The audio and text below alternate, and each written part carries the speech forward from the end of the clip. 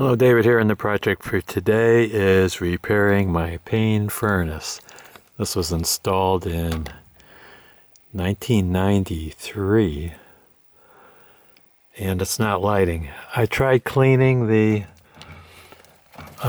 rod. I don't know what they call it, but I got a video on that. There's a rod that goes down in there. It's connected to that. See that white wire? You take off that little screw and pull out that rod. I think they call it a flame rod. And I cleaned it off with some Scotch-Brite, and that didn't do it. And the indicator on that is if you get a flame and then it shuts off after a few seconds, that means it's a dirty flame rod. But in this case, I'm not getting any flame at all, so I think it's the igniter. And the igniter has two wires, and that's the igniter right there. And I'm going to take it out and see if it's getting a signal. I'll put my meter on those two wires and have someone start the furnace and see if it's getting a signal. It's about 110 or 120 volts, so you got to be really careful handling this. You probably ought to just call a technician, but there's one screw right there that holds the igniter in, so I'm going to take that out with my nut driver. So this furnace doesn't have a pilot light. It has one of these igniters, as you can see, and supposedly it's brittle. I guess you're not supposed to touch it. And check for cracks. If it's got a crack, it's bad. I don't see any cracks on it. It's just dirty. And let me check for a signal coming to the igniter. Okay, that's my light hooked up to the leads going to the igniter. Okay, switch on.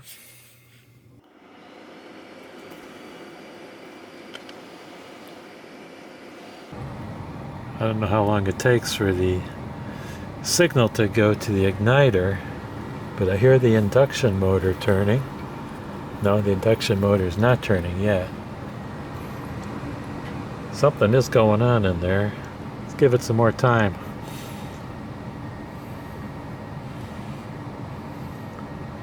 I think before the igniter goes on, the gas has to start, and the gas hasn't tried starting yet.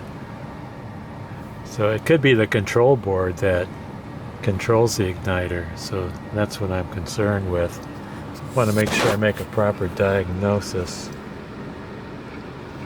because we all know I'm not that good at diagnosing things.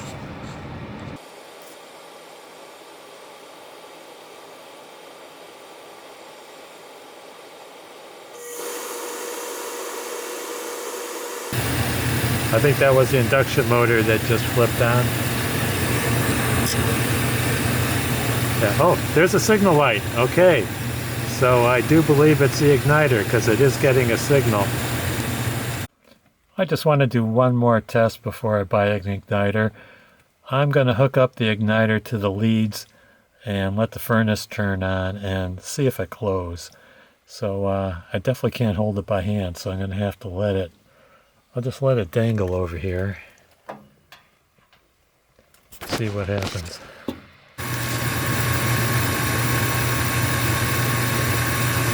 Now it's been running for a while and it's not glowing. It should be glowing. I'm pretty sure it's the igniter. Here's a replacement part. I'm trying to replace it with something that's the same, hopefully not getting an aftermarket part. This is made by Norton. I'll try to get a close-up on that. And it's in really small type. It's hard to read. It looks like it's a model 101M. Found something like it on Amazon. It's called an RO6G Major Appliances Norton 101M gas dryer igniter. But since the dimensions are the same and the model number is the same, it ought to work in the furnace. So they're listing the dimension as the igniter being 2 3/16 long, the ceramic base 2 inches long, and the width of the ceramic base is 5/8 of an inch. So all that matches up. It's got this slot for the screw at the bottom, and even this plug kind of matches because it's got a got an angle on one end of the plug, so it goes in the same way. So I don't know why an igniter would matter what side was what, because I mean, it's just a heating element. That's all it is. So, well, I'll try to wire it up the same way when I get the replacement. It's not going to be in for 3 days. Of course, on these Amazon parts that you order, sometimes they list the manufacturer name, and it's not really made by that manufacturer. They're just listing a name of the part that fits, because they're also listing Maytag and Amana and part number 304970.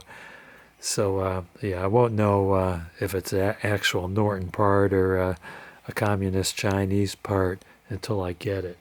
I was examining this this knob on the igniter, and I noticed it's a crack.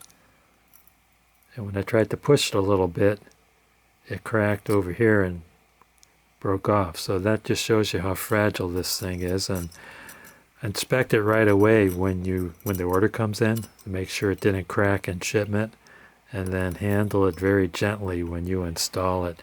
And I will have to transfer this bracket over to the new igniter because it doesn't come with a bracket. It's 9:45 p.m. and I've been 4 days without heat. The part just arrived and I'm tired of splitting wood. I'm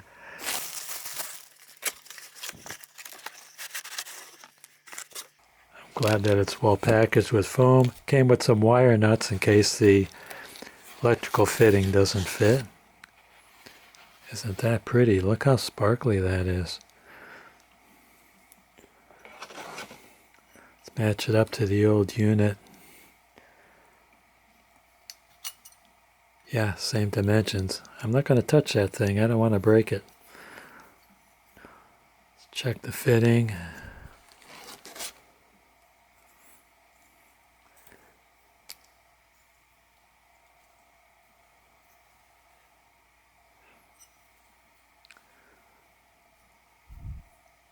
Okay, it looks like the jack will work. I don't need the wire nuts. I will save the wire nuts in my wire nut jar. I see the construction of the heating element's a little bit different. The old one's wider. New one's more narrow in there. Okay, I'm going to switch over the bracket. This nut is 1/4 inch as well. You don't have to take it completely out because there's a groove in there. It just slides in.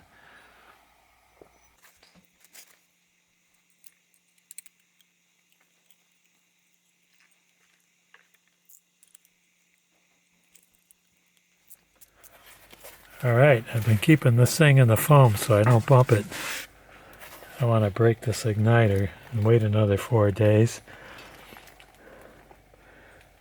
See how it goes. Goes like that.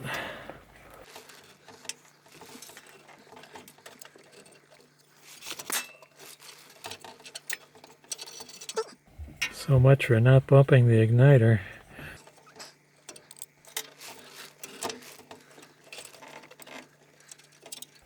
Can't really see what I'm doing.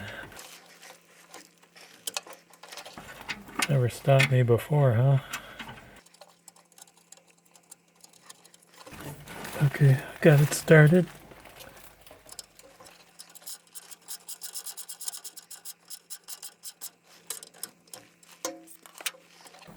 Plug in the leads. Turn on the power.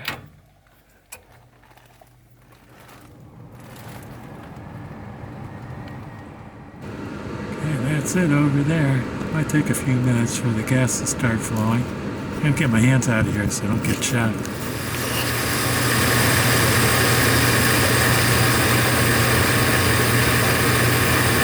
Oh yeah, I see it glow.